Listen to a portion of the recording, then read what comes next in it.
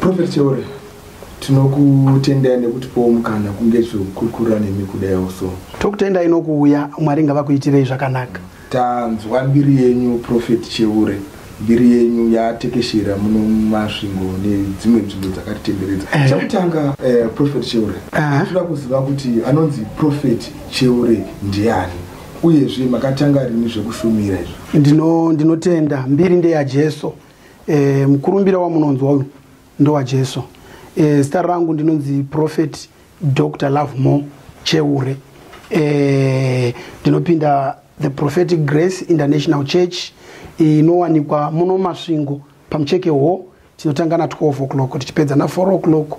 Zvishavane panyaradzai ho totanga na 8 tichipedza na 10 ku Isaiah Park totanga na 2 tichipedza na 4 patopora totanga na 10 tichipedza na 4 barahanga totanga na 10 tichipedza na 2 kuboroma totanga na 10 tichipedza na 2 ndo masangano atiri kuwanikwa iko zvino.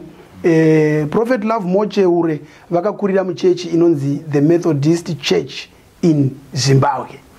Ndasiya mashava tine King ne Stepping Stone. Ku King totanga na 10 tichipedza na 1 ku Stepping Stone totanga na 1 tichipedza na 4.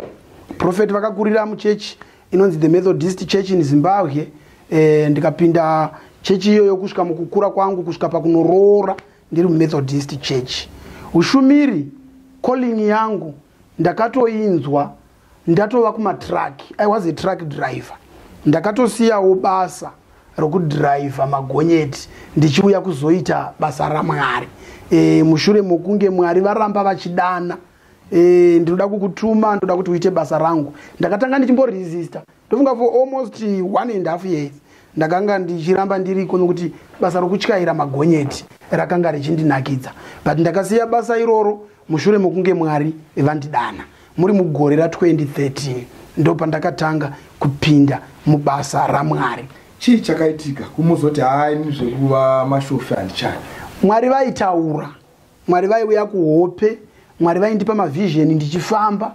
Ndine zvinhu zvandaitooneswa naMwari ndichifamba zvandaigona kutoudza vanhu zvichiitika. But by that time ndasingazivi kuti it's prophetic. Saka vanhu vaMwari pavakanga vachinditi mune calling yaMwari pane gift yeprofesi iri pamuri ndaisa zvinzwisisa. Saka pamwe pacho ndaitorota ndakaunganirwa navanhu vakawanda. Pamwe pacho ndaigona kurota ndiri mustadium ndichiparidzira a lot of people. Saka zvinhu zvakaramba zvichiuya kusvika palevel yokuti pazvazvo zvava serious ndandava kubirwa every load. Ndichinda kana kuZambia ndorangarira trip yandakapedzisira ndakabirwa dhiziri rese muFrancis Town ndina prophetess tichinda kuZambia. Ndakabirwa dhiziri rese kusvika ndati no ndava kuenda kunoita basa raMwari. Okay, tochinda Prophet. Mamotaura kuti monzikana kunzi shamu yemuroi. Ichokwadi. Shamu yemuroi. Saka Prophet chatoda kutanga kuzwa kuti moti shamu yemuroi chechi chinyatsoitika. Varoi ndinokwatura. Varoi ndinouraya. Kana pane vakanditeerera izvezvi ngavambondizama. Varoi ndinobvura handiti zvokutamba. Saka chandakanyanya kudanirwa naMwari ijambanja navaroi. Do you know kuti vanhu vari kutambura, vari kutambudzwa navaroi? Pana vana vasiri mudzimba nekuda kwavaroi. Pana vana vasina mbereko nekuda kwavaroi. Pane munhu ane misodzi, pane mhuri iri kupera nekuda kwavaroi. Izvozvo ndozvandakadanirwa naMwari. Ina handina chimwe chandakadanirwa, ndakadanirwa jambanja navaroi. Ende handiti zviya zvokunzi mangwana muroi unotokwapugwa ipo pano zvichitoonekwa kuti wakwapugwa zvichitoitika. Saka ukauya pano ndichatanga newe pandopedza kutaura newe ndinokunamatira ndokuradzika. Mwari vanofanira kukupa vision youpenyu hwako. Saka ndikakunamatira panapa ndine yandinoti spiritual sleep.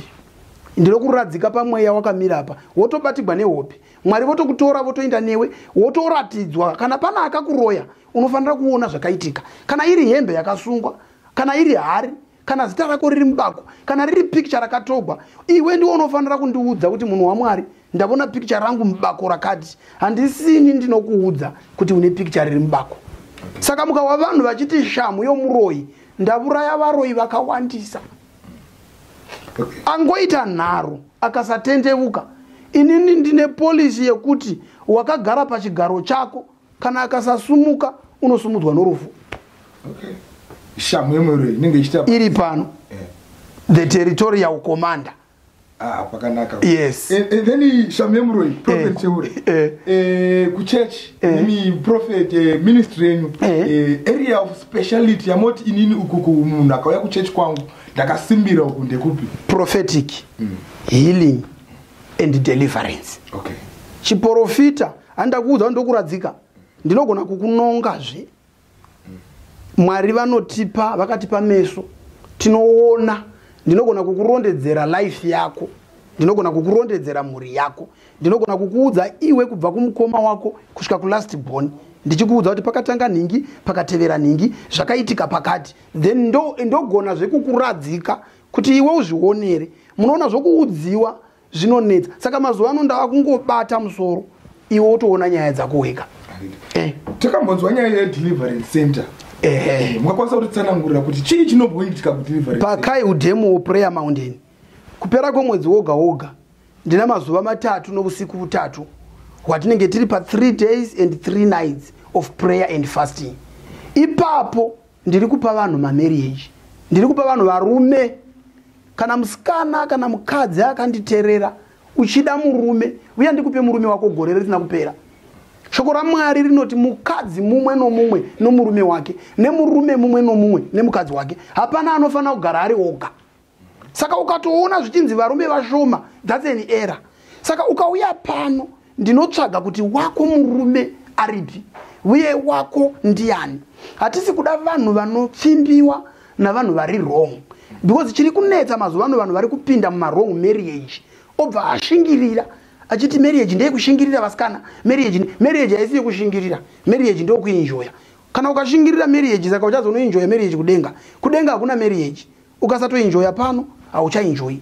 Saka ukauya pano tinokuudza kuti marriage yako kana ukatoya sepani vanhu uya pandirini ndotomuudza kuti uchanyengwa nomukomana akapfeka sheti yekaki kana kuti yechecked uchibva pano, kana kuti after 3 days uchapfimbiwa mubhazi uchadai.